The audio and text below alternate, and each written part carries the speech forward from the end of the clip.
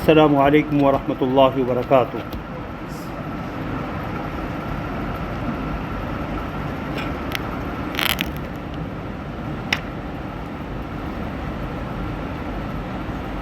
الحمد للہ وحدہ والصلاة والسلام علی من لا نبی بعدہ، اما بعد فاعوذ باللہ من الشیطان الرجیم، بسم اللہ الرحمن الرحیم۔ لقد رضی اللہ عن المؤمنین اذ یبایعونک تحت الشجرۃ فعلم ما فی قلوبہم فأنزل السکینۃ علیہم وأثابہم فتحا قریبا ومغانم کثیرۃ یأخذونها وکان اللہ عزیزا حکیما۔ صدق اللہ العظیم۔ اللہم صلی علی محمد وعلی آل محمد کما صلیت علی ابراہیم وعلی آل ابراہیم انک حمید مجید۔ اللہم بارک علی محمد وعلی آل محمد کما بارکت علی ابراہیم وعلی آل ابراہیم انک حمید مجید۔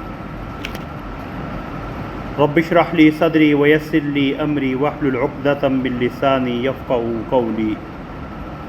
اما بعد۔ حضرات محترم، رسول اللہ صلی اللہ علیہ وسلم کی ذات مبارک میں اللہ رب العزت نے ہمارے لیے ایک کامل و اکمل نمونہ، جسے قرآن کی تعبیر میں اسوہ حسنہ کہا جاتا ہے، بیان فرمایا۔ رسول اللہ صلی اللہ علیہ وسلم کی سیرت طیبہ کے اہم ترین واقعات میں سے ایک واقعہ صلح حدیبیہ اور بیعت رضوان ہے۔ صلح حدیبیہ ذوالقعدہ جس مہینے میں ہم چل رہے ہیں، اسی مہینہ میں سن 6 ہجری میں پیش آیا، اور اس کا پس منظر یہ تھا کہ رسول اللہ صلی اللہ علیہ وسلم نے ایک خواب دیکھا کہ آپ اپنے صحابہ کرام کے ساتھ بیت اللہ کا طواف کر رہے ہیں، مسجد حرام میں جا رہے ہیں۔ تو رسول اللہ صلی اللہ علیہ وسلم نے حضرات صحابہ کے سامنے اپنا یہ خواب بیان کیا، تو صحابہ کرام کے دلوں میں زیارت بیت اللہ کی جو خواہش تھی، اور مدینہ منورہ ہجرت کے بعد ابھی تک مکہ مکرمہ جانے کی کوئی سبیل نہیں بن پائی تھی، تو ان کی یہ خواہش جو ہے وہ بیدار ہوئی، اور رسول اللہ صلی اللہ علیہ وسلم کی معیت میں 1400 یا بعض روایات میں 1500 صحابہ کرام عمرہ کی نیت سے نکلے۔ کیونکہ مقصود صرف عمرہ کی ادائیگی تھی، لہذا کسی قسم کی جنگی تیاری نہیں تھی۔ لیکن جب قریش کو اس چیز کا علم ہوا کہ رسول اللہ صلی اللہ علیہ وسلم اپنے ساتھیوں سمیت عمرہ کے لیے آ رہے ہیں، تو انہوں نے اس میں اپنی خفت محسوس کی، اور رسول اللہ صلی اللہ علیہ وسلم کا راستہ روکنے کے لیے وہ آمادہ ہوئے۔ خالد ابن ولید جو اس وقت ابھی ایمان نہیں لائے تھے، وہ لشکر کے اگلے حصہ کے طور پہ 200 گھڑ سوار لے کے رسول اللہ صلی اللہ علیہ وسلم کا راستہ روکنے کے لیے آگے بڑھے۔ جب رسول اللہ صلی اللہ علیہ وسلم کو اس چیز کا پتہ چلا، تو رسول اللہ صلی اللہ علیہ وسلم نے حضرات صحابہ سے مشورہ کیا، تو سیدنا صدیق اکبر رضی اللہ تعالیٰ عنہ نے مشورہ دیا کہ رسول اللہ ہمیں آگے جانا چاہیے، ہمارا مقصود چونکہ عمرہ کی ادائیگی ہے، تو اگر وہ ہمارا راستہ روکیں گے تو دیکھا جائے گا، ہم ان سے لڑائی لڑ لیں گے، ورنہ عمرہ کر کے واپس آ جائیں گے۔ تو رسول اللہ صلی اللہ علیہ وسلم نے فرمایا امضوا علی اسم اللہ، اللہ کے نام پہ آگے بڑھو۔ رسول اللہ صلی اللہ علیہ وسلم نے جو معروف راستہ تھا اسے چھوڑ کے یہ غیر معروف راستے سے آگے بڑھے،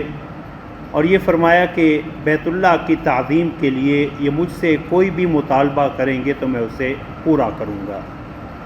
یہاں تک کہ رسول اللہ صلی اللہ علیہ وسلم حدیبیہ نامی مقام پہ پہنچے۔ یہ مکہ مکرمہ سے 9 میل کے فاصلے پہ ہے، اب بھی اسی نام سے، اور اس کا معروف نام اب شمیسی ہے۔ یہاں مسجد حدیبیہ کے نام سے اب بھی مسجد تعمیر ہے۔ تو رسول اللہ صلی اللہ علیہ وسلم جب یہاں پہنچے تو آپ کی اونٹنی جو ہے وہ بیٹھ گئی، تو حضرات صحابہ نے کہا خلعت القصوہ، خلعت القصوہ، قصوہ آپ کی اونٹنی کا نام ہے کہ یہ بیٹھ گئی۔ تو رسول اللہ صلی اللہ علیہ وسلم نے فرمایا کہ یہ اونٹنی بیٹھی نہیں کیونکہ اس کی یہ عادت نہیں ہے، ولیکن حبسہا حابس الفیل، جس اللہ نے ہاتھیوں کے لشکر کو آگے بڑھنے سے روکا تھا اسی اللہ نے کسی حکمت کی بنا پہ اسے یہاں روک لیا ہے۔ یہاں قریش کی طرف سے مختلف افراد آئے۔ رسول اللہ صلی اللہ علیہ وسلم نے حضرت عثمان ابن عفان رضی اللہ تعالیٰ عنہ کو سفیر کی حیثیت سے مکہ مکرمہ بھیجا، یہ پیغام دے کے کہ ہمارا مقصود صرف اور صرف عمرہ کی ادائیگی ہے۔ تو مختلف افراد کے آنے کے بعد، جن میں عروہ بن مسعود بھی تھے اور آخر میں سہیل ابن عمر تھے، ایک معاہدہ طے پایا کہ مسلمان اور اہل مدینہ، مسلمان اور مشرکین مکہ 10 سال کے لیے جنگ بندی کا معاہدہ ہوا کہ 10 سال کے لیے ایک دوسرے سے نہیں لڑیں گے، اور اس سال مسلمان واپس جائیں گے، اگلے سال آئیں گے، 3 دن سے زیادہ قیام نہیں کریں گے۔ انہی شکوں میں ایک شک یہ تھی کہ اہل مدینہ میں سے اگر کوئی مکہ مکرمہ آئے گا تو اہل مکہ اسے واپس نہیں لوٹائیں گے، اور اگر اہل مکہ میں سے کوئی مدینہ منورہ جائے گا تو اہل مدینہ اسے واپس لوٹانے کے پابند ہوں گے۔ یہ چند اہم واقعات ہیں۔ حضرات صحابہ ظاہری طور پہ کیونکہ اس میں کمزور شرطیں تھیں مسلمانوں کے اعتبار سے، اس صلح پہ مطمئن نہیں تھے، لیکن اللہ رب العزت نے اس صلح کو فتح مبین قرار دیا۔ اسی سورہ فتح کی ابتدائی آیت مبارکہ میں اللہ رب العزت نے فرمایا انا فتحنا لک فتحا مبینا، کہ بے شک ہم نے آپ کو ایک واضح فتح عطا کی ہے۔ تو رسول اللہ صلی اللہ علیہ وسلم نے حضرت عمر کو بلایا اور فرمایا کہ عمر، اللہ رب العزت نے مجھے فتح مبین عطا فرمائی ہے۔ تو حضرت عمر نے پوچھا او فتح ہوا یا رسول اللہ، رسول اللہ آپ اسی صلح حدیبیہ کو فتح قرار دے رہے ہیں؟ تو رسول اللہ صلی اللہ علیہ وسلم نے فرمایا نعم، ہاں یہی فتح مبین ہے۔ چنانچہ حضرت عبداللہ بن مسعود رضی اللہ تعالیٰ عنہ فرمایا کرتے تھے کہ تم فتح مکہ کو فتح سمجھتے ہو جبکہ ہم صلح حدیبیہ کو فتح مبین سمجھا کرتے تھے۔ یہ مختصر واقعات ہے، پس منظر ہے جو میں نے آپ کے سامنے صلح حدیبیہ کا رکھا۔ اصل مقصود آج کی نشست کا یہ ہے کہ اس اہم واقعہ سے ہمارے لیے کیا سبق ہے، کیونکہ رسول اللہ صلی اللہ علیہ وسلم کی حیات طیبہ اور آپ کی زندگی میں پیش آنے والے ہر واقعہ میں اہل ایمان کے لیے قیامت تک کے لیے نمونہ بھی ہے اور بہت سے سبق بھی۔ حضرات مفسرین نے صلح حدیبیہ کے تناظر میں جو اہم اسباق اور دروس لکھے ہیں ان میں سے چند کا میں ذکر کیے دیتا ہوں۔ سب سے پہلا سبق تو اس صلح حدیبیہ سے اور بیعت رضوان سے یہ ملتا ہے کہ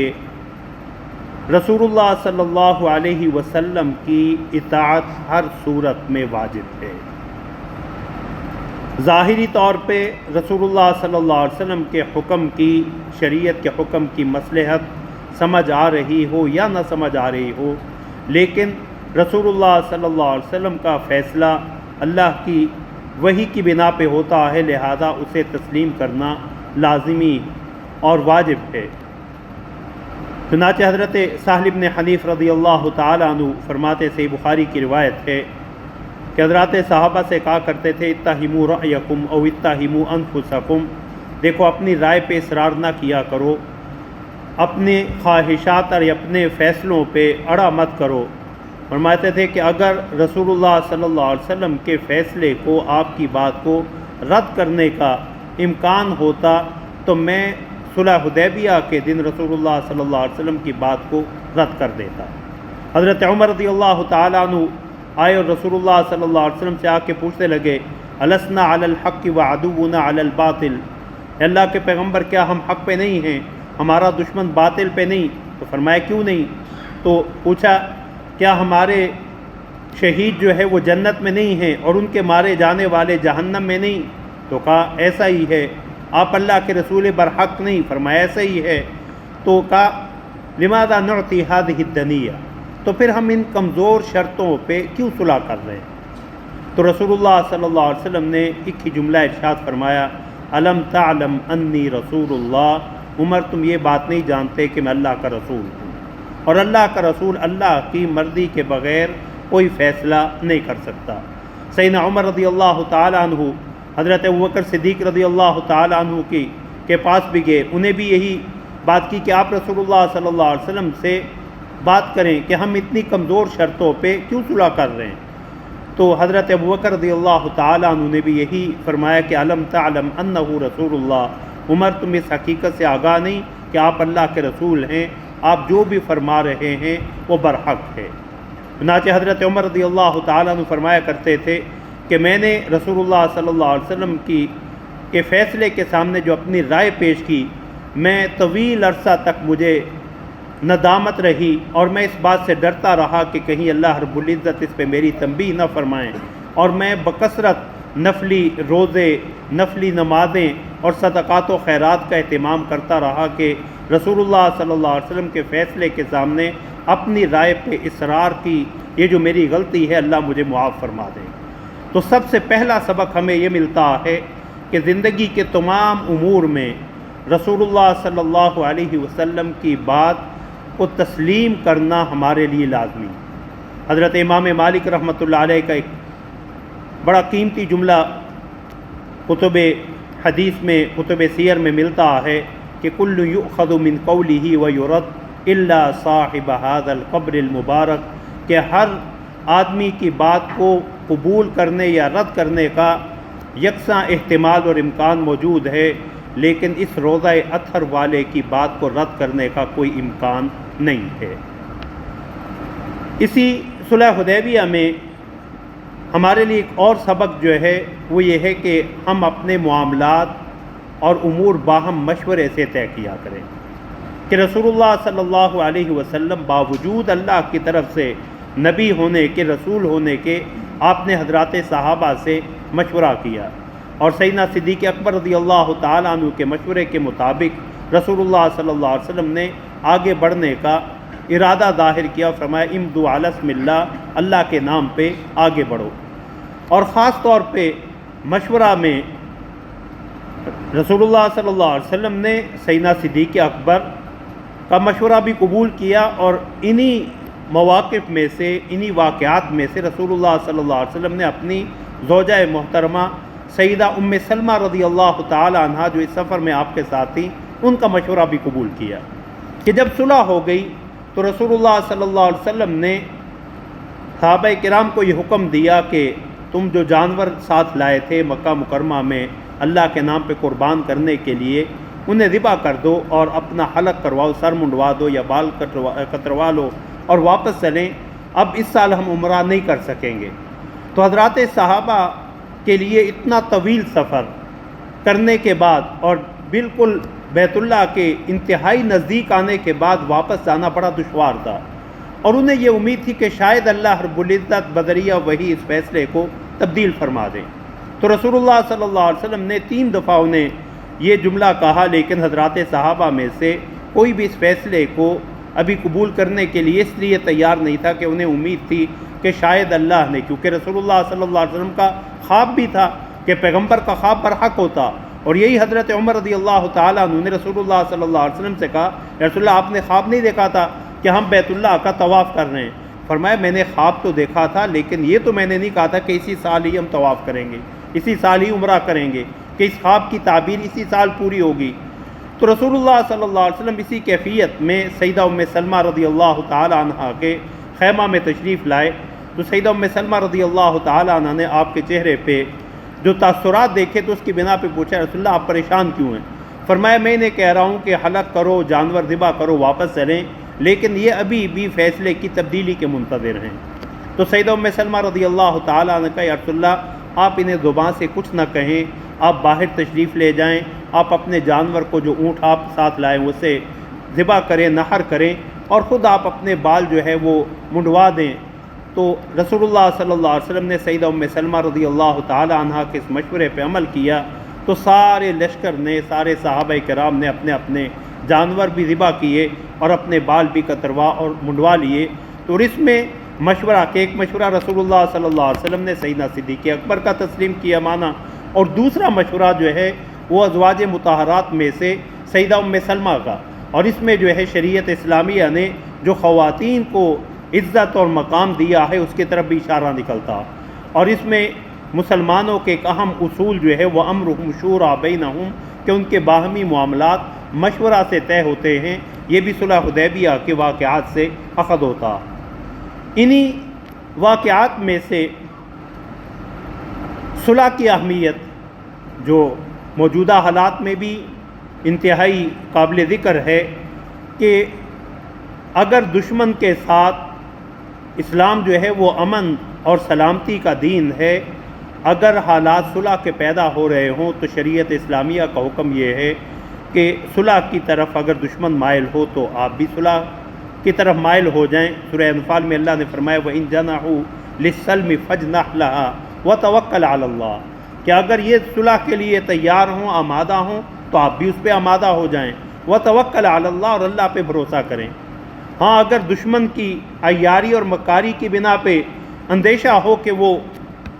اپنی صلح کے اس عہد کو توڑ دے گا، تو اللہ رب العزت نے اس حوالے سے بھی تنبیہ کر دی کفار کو وَإِنْ عُدْتُمْ عُدْنَا، کہ اگر تم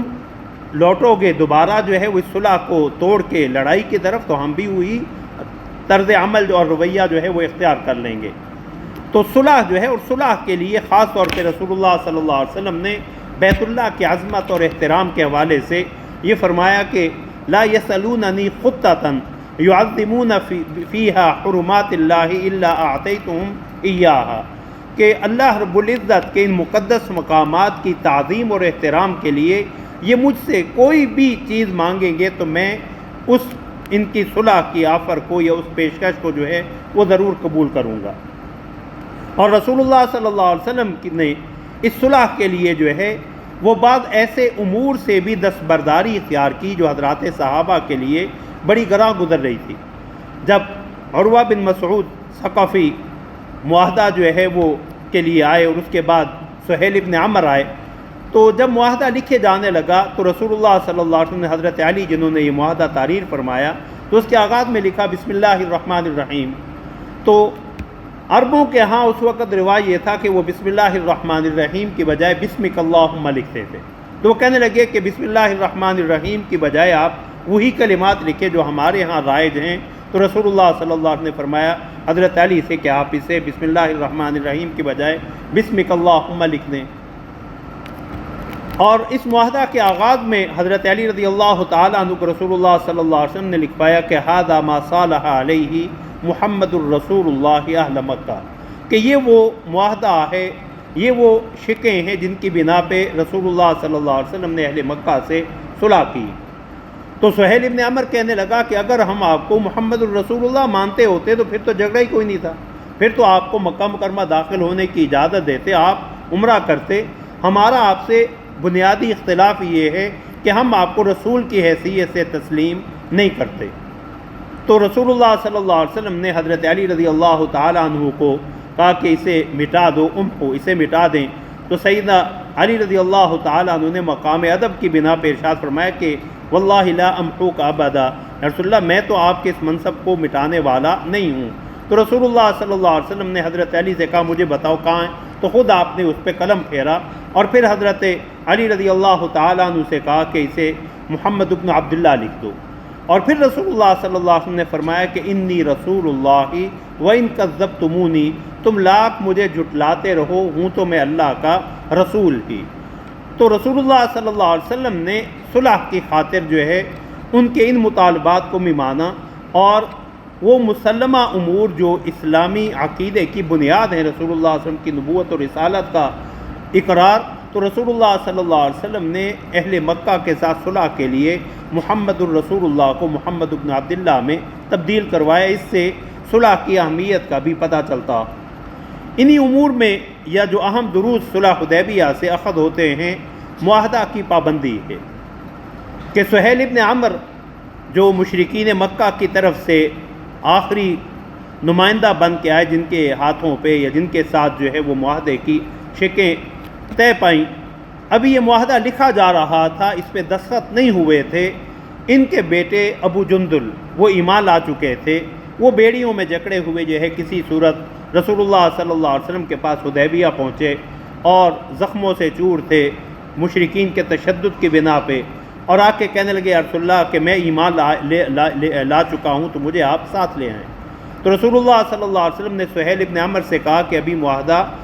کے پہ دستخط نہیں ہوئے، اور میں ذاتی حیثیت سے اس معاہدہ سے ہٹ کے تمہیں کہتا ہوں کہ ابو جندل کو میرے ساتھ جانے کی اجازت دے دو۔ لیکن سہیل ابن عمر کہنے لگا یہ تو پہلی شک ہے جس سے پتہ چلے گا کہ آپ اس معاہدہ کے حوالے سے کس قدر سنجیدہ ہیں، تو ابو جندل کو ہم ساتھ جانے کی اجازت نہیں دیں گے۔ تو رسول اللہ صلی اللہ علیہ وسلم نے معاہدے کی پاسداری کرتے ہوئے ابو جندل کو کہا یا ابا جندل اصبر واحتسب فإنا لا نغدر بهم، ابو جندل تم صبر کرو، اللہ کے ہاں اپنی اس آزمائش پہ اجر و ثواب کے طلبگار رہو، ہم نے چونکہ ان سے وعدہ کر لیا اس لیے ہم معاہدے کی خلاف ورزی نہیں کریں گے۔ لیکن یہ فرما دیا ان اللہ جاعل لک ولمن معک من المؤمنین فرجا ومخرجا، کہ اللہ رب العزت تیرے لیے اور تیرے ساتھ جو دیگر کمزور اہل ایمان یہاں محصور ہیں ان کے لیے کوئی نہ کوئی راستہ ضرور بنا دیں گے۔ اسی معاہدے میں رسول اللہ صلی اللہ علیہ وسلم نے جو وعدے کا پاس کیا کہ رسول اللہ صلی اللہ علیہ وسلم سے طے یہ ہوا تھا کہ اگر اہل مکہ میں سے کوئی مدینہ منورہ آ جائے تو آپ اسے واپس کریں گے۔ تو انہی حضرات صحابہ میں سے ابو بصیر رضی اللہ تعالی عنہ اہل مکہ میں سے تھے، وہ کسی صورت اہل مکہ کی قید سے جو ہے وہ بھاگ کے مدینہ منورہ پہنچے، تو اہل مکہ نے اسی معاہدہ کی شک کی بنا پہ 2 افراد کو بھیجا انہیں واپس لینے کے لیے۔ تو جب رسول اللہ صلی اللہ علیہ وسلم کے پاس ابو بصیر بھی تھے اور یہ دونوں قاصد آئے، تو رسول اللہ صلی اللہ علیہ وسلم ابو بصیر کہنے لگے یا رسول اللہ میں ایمان لا چکا ہوں، میری جان کو وہاں خطرہ ہے۔ تو رسول اللہ صلی اللہ علیہ وسلم نے فرمایا نہیں، ہم عہد ان سے کر چکے ہیں، ہم معاہدے کی خلاف ورزی نہیں کریں گے۔ تو رسول اللہ صلی اللہ علیہ وسلم نے ابو بصیر کو بھی ان دونوں افراد کے ساتھ واپس جانے کا حکم دیا۔ وہ تو ابو بصیر رضی اللہ تعالیٰ عنہ جب مدینہ منورہ کے حدود سے باہر نکلے تو انہوں نے کسی ہیلے سے انہی میں سے ایک آدمی کی تلوار سے ایک کو قتل کیا، اور دوسرا بھاگ کے رسول اللہ صلی اللہ علیہ وسلم کی جو ہے مدینہ منورہ آپ کی خدمت میں آیا اور کہنے لگا کہ ابو بصیر نے مجھے میرے ساتھی کو قتل کر دیا اور میرے قتل کے بھی درپے تھے۔ تو رسول اللہ صلی اللہ علیہ وسلم نے فرمایا کہ میں تو ابو بصیر کو تمہارے حوالے کر چکا تھا۔ تو ابو بصیر نے اب جو کچھ کیا اس میں رسول اللہ صلی اللہ علیہ وسلم مدینہ کی حدود بھی نہیں تھی اور اس میں رسول اللہ کی مرضی بھی شامل نہیں تھی۔ تو رسول اللہ صلی اللہ علیہ وسلم نے ابو بصیر کے بارے میں فرمایا کہ یہ بڑا جنگ کو بھڑکانے والا ہے اگر اس کے کچھ ساتھی ہوں، یعنی ان کی تعریف فرمائی کہ یہ بڑا بہادر آدمی ہے، اگر اسے کوئی جماعت مل جائے تو یہ مشرکین کی ناک میں دم کر دے گا۔ حضرت ابو بصیر رضی اللہ تعالیٰ عنہ کو معلوم ہو گیا کہ رسول اللہ مجھے پھر واپس بھیجیں گے، تو کہ رسول اللہ آپ نے مجھے ان کے حوالے کر دیا تھا، اب یہ مجھے ساتھ مکہ نہیں لے جا سکے، تو میں یہاں سے ابو بصیر یہاں سے نکل گئے اور ساحل سمندر پہ پڑاؤ ڈالا۔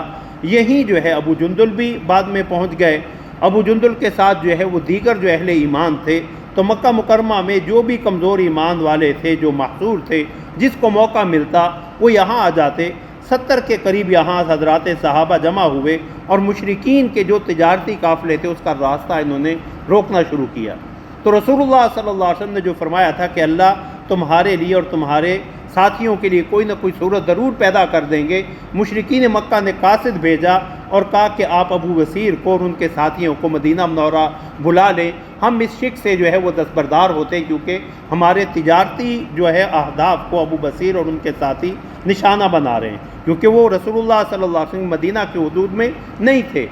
تو رسول اللہ صلی اللہ علیہ وسلم نے حضرت ابو بصیر کو خط لکھا، لیکن اس وقت وہ بیمار تھے اور رسول اللہ صلی اللہ علیہ وسلم کا خط جو ہے وہ پڑھتے اور خوش ہوتے جا رہے تھے، اور اسی عالم میں ان کی روح پرواز کر گئی، جبکہ رسول اللہ صلی اللہ علیہ وسلم کا خط مبارک ان کے سینے پہ تھا۔ تو ابو جندل رضی اللہ تعالیٰ عنہ اور دیگر جو صحابہ ہیں وہ مدینہ منورہ جو ہے وہ لے آئے، اور اس طرح اللہ رب العزت نے ان کے لیے بھی یہ صورت جو ہے کہ جو رسول اللہ نے فرمایا تھا کہ اللہ تمہارے لیے کوئی نہ کوئی صورت بنا دیں گے، یہ بھی پوری ہو گئی۔ اسی میں رسول اللہ صلی اللہ علیہ وسلم کہ حضرات صحابہ بالخصوص حضرت عثمان رضی اللہ تعالیٰ عنہ کی عظمت کا بھی پتہ چلتا، حضرات صحابہ کے ایمان کا بھی، جو قرآن نے ان کے ایمان کی گواہی دی۔ کہ رسول اللہ صلی اللہ علیہ وسلم نے جب حضرت عثمان رضی اللہ تعالیٰ عنہ کو قاصد بنا کے بھیجا تو حضرت عثمان رضی اللہ تعالیٰ عنہ کو ابو سفیان نے اور ابان بن سعید جن کی پناہ میں وہ گئے تھے مکہ مکرمہ، انہوں نے کہا کہ آپ طواف کر لیں۔ تو حضرت عثمان رضی اللہ تعالیٰ عنہ کی رسول اللہ صلی اللہ علیہ وسلم کے ساتھ محبت اور وفا، فرمایا کہ رسول اللہ کو تم نے روک رکھا ہو اور عثمان بیت اللہ کا طواف کرے، عثمان ایسا نہیں کرے گا۔ حضرات صحابہ میں سے بھی کسی نے رسول اللہ کے سامنے کہہ دیا یا رسول اللہ ہم تو یہاں روک لیے گئے، عثمان وہاں بیت اللہ کا طواف کر رہے ہوں گے، لیکن رسول اللہ کا حضرت عثمان پہ بھی اعتماد اتنا، فرمایا عثمان میرے بغیر کبھی بھی تنہا طواف نہیں کریں گے۔ افواہ یہ پھیلی کہ حضرت عثمان رضی اللہ تعالیٰ عنہ کو شہید کر دیا گیا، تو رسول اللہ صلی اللہ علیہ وسلم نے حضرات صحابہ سے بیعت لی کہ ہم حضرت عثمان کا بدلہ لیے بغیر واپس نہیں جائیں گے۔ تو 1400 یا 1500 صحابہ، حضرت جابر رضی اللہ تعالیٰ عنہ کہتے کہ بایعنا رسول اللہ صلی اللہ علیہ وسلم علی الموت، کہ ہم نے موت پہ رسول اللہ صلی اللہ علیہ وسلم کے ہاتھ پہ بیعت کی کہ ہم عثمان کا بدلہ لیے بغیر واپس نہیں جائیں گے، شہید ہو جائیں گے لیکن ان کا بدلہ لیے بغیر واپس نہیں پلٹیں گے۔ تو اللہ رب العزت نے جس درخت کے نیچے رسول اللہ صلی اللہ علیہ وسلم بیٹھے تھے اور آپ نے حضرات صحابہ سے بیعت لینا شروع کی، اور جب صحابہ کرام بیعت کر چکے تو رسول اللہ صلی اللہ علیہ وسلم نے اپنے ایک ہاتھ کو حضرت عثمان کا ہاتھ قرار دیتے ہوئے اپنے دوسرے ہاتھ پہ رکھا، فرمایا یہ عثمان کی طرف سے بھی میں بیعت کر رہا ہوں۔ تو اللہ رب العزت نے ان بیعت کرنے والوں کے لیے اپنی رضا کا اعلان قرآن کریم میں کیا، جو آیات مبارکہ میں نے تلاوت کی۔ لقد رضی اللہ عن المؤمنین، اللہ اہل ایمان سے راضی ہو گیا، اذ یبایعونک تحت الشجرہ، جب وہ درخت کے نیچے آپ کے ہاتھ پہ بیعت کر رہے تھے، فعلم ما فی قلوبہم، تو اللہ نے جو ان حضرات صحابہ کے دل میں ایمان تھا اسے جان لیا، فانزل السکینۃ علیہم، اور ان پہ اپنی طرف سے سکینت اور رحمت نازل کی، وَأَثَابَهُمْ فَتْحًا قَرِيبًا، اور انہیں ایک قریب فتح جو ہے وہ بدلے میں عطا کی، اور وہ فتح جو ہے وہ فتح خیبر تھی، خیبر کی فتح جو ہے، اور وَمَغَانِمَ كَثِيرَةً يَأْخُذُونَهَا، اور بھی بہت سی غنیمتیں جسے وہ لیں گے، وَكَانَ اللَّهُ عَزِيزًا حَكِيمًا، اور اللہ جو ہے وہ غالب اور حکمت والے ہیں۔ صلح حدیبیہ کے انہی دروس میں سے ایک یہ بھی ہے کہ اسلامی شریعت اسلامیہ نے اس چیز کی گنجائش دی ہے، یہ چیز پہ زور دیا ہے کہ ایسے ماحول کو اور ایسی جو ہے وہ فضا پیدا کی جائے جس میں کھل کے اسلامی دعوت کو جو ہے وہ پیش کیا جا سکے، کیونکہ صلح حدیبیہ سے پہلے جب یہ 10 سال کے لیے جنگ بندی نہیں ہوئی، مشرکین کا اور مسلمانوں کا آپس میں کوئی رابطہ نہیں تھا۔ اب جو ہے وہ ان کا آپس میں رابطہ بھی ہوا، رسول اللہ صلی اللہ علیہ وسلم نے مختلف جو ہے وہ بادشاہوں کو خطوط بھی سی دورانیے میں لکھے، اور اہل مکہ کا مدینہ منورہ کے والوں کے ساتھ آنا جانا ہوا، جس کی بنا پہ ان کے لیے حق کو قریب سے جاننے کا جو ہے وہ موقع اللہ رب العزت نے عطا کیا۔ یہی وجہ ہے کہ صلح حدیبیہ کے موقع پہ حضرات صحابہ کے ساتھ 1400-1500 صحابہ تھے، اور اسی کے 2 سال بعد سن 8 ہجری میں جب فتح مکہ ہوا ہے تو رسول اللہ صلی اللہ علیہ وسلم کے ساتھ 10,000 کا جو ہے وہ لشکر تھا۔ انہی دروس میں سے آخری جو ہے وہ ایک اہم ترین جو ہے وہ شک کی طرف اشارہ کر کے وہ یہ ہے کہ رسول اللہ صلی اللہ علیہ وسلم اپنے متعلقین اور اپنے ساتھیوں کے ساتھ رسول اللہ کی وفا۔ امام ابن قیم رحمۃ اللہ علیہ نے لکھا ہے کہ رسول اللہ صلی اللہ علیہ وسلم کو جب یہ کہا گیا کہ خلعت القصوہ، یہ قصوہ اونٹنی بیٹھ گئی، تو رسول اللہ صلی اللہ علیہ وسلم نے اپنی اونٹنی کا دفاع کیا، فرمایا ما خلعت القصوہ وما ذالک لہا بخلق، قصوہ اپنی مرضی سے نہیں بیٹھی اور نہ یہ اس کی عادت ہے، ولیکن حبسها حابس الفیل، اسے جو ہے اسی اللہ نے روک لیا ہے جس نے ہاتھی والوں کو مکہ مکرمہ میں داخل ہونے سے روکا تھا۔ تو امام ابن قیم رحمۃ اللہ علیہ اور دیگر علماء نے لکھا ہے کہ رسول اللہ صلی اللہ علیہ وسلم نے اپنی اس اونٹنی کا بھی دفاع کیا کہ جس اونٹنی نے رسول اللہ صلی اللہ علیہ وسلم کے ساتھ سفر میں وفا کی، تو آپ نے اس اونٹنی کا بھی، اور فرمایا یہی رسول اللہ صلی اللہ علیہ وسلم کے وفا کے مظاہر دیگر مواقع پہ بھی، کہ رسول اللہ صلی اللہ علیہ وسلم نے عثمان ابن طلحہ کو فتح مکہ کے موقع پہ بلایا اور بیت اللہ کی چابی جو ہے وہ ان کے حوالے کرتے ہوئے یہ فرمایا کہ الیوم یوم بر و وفا، آج احسان اور وفا کا دن ہے۔ اور یہی رسول اللہ صلی اللہ علیہ وسلم کی اپنے حضرات صحابہ سے اپنے متعلقین کے ساتھ وفا کا ایک اور مظہر غزوہ حنین کے بعد جب حضرات صحابہ کے دل میں بالخصوص انصاری صحابہ کے دل میں یہ بات آئی کہ رسول اللہ صلی اللہ علیہ وسلم مکہ فتح ہو چکا ہے، آپ کہیں اب مکہ مکرمہ میں مقیم نہ ہوں، اور رسول اللہ صلی اللہ علیہ وسلم نے جو اس وقت نئے نئے مسلمان ہوئے تھے ان کی دلجوئی کے لیے انہیں مال غنیمت میں سے زیادہ دیا، تو انصاری صحابہ کے بعد نوجوان صحابہ کی زبان سے یہ بات نکل گئی کہ جب مشکل وقت تھا لڑتے ہم رہے، اور اب مال غنیمت جب تقسیم ہو رہا ہے تو اب ان کو زیادہ دیا جا رہا ہے۔ تو حضرت سعد رضی اللہ تعالیٰ عنہ اپنے ساتھیوں کا یہ جملہ لے کے یا ان کا یہ موقف لے کے رسول اللہ صلی اللہ علیہ وسلم کی خدمت میں حاضر ہوئے، تو رسول اللہ صلی اللہ علیہ وسلم نے انصار کو جمع کیا اور ایک عجیب خطبہ ارشاد فرمایا اگر باقی لوگ جو ہے وہ لباس اوپری لباس ہیں، اوپر والا لباس ہے، تو انصار میرے لیے میرے جسم سے ملا ہوا لباس ہے۔ اور پھر فرمایا کہ کیا تم اس بات پہ راضی نہیں ہو کہ لوگ جو ہے وہ مال مویشی لے کے واپس جائیں، وَتَرْجِعُونَ بِمُحَمَّدٍ رسول اللہ، اور تم اللہ کے رسول کو لے کے مدینہ منورہ لوٹو۔ تو حضرات صحابہ، حضرت سعد کہتے ہیں کہ رسول اللہ صلی اللہ علیہ وسلم کے خطبہ کی بنا پہ حضرات صحابہ کی چیخیں نکل گئیں اور کہنے لگے رضینا، ہم اس بات پہ راضی ہیں کہ ہمیں رسول اللہ صلی اللہ علیہ وسلم کا ساتھ اور صحبت جو ہے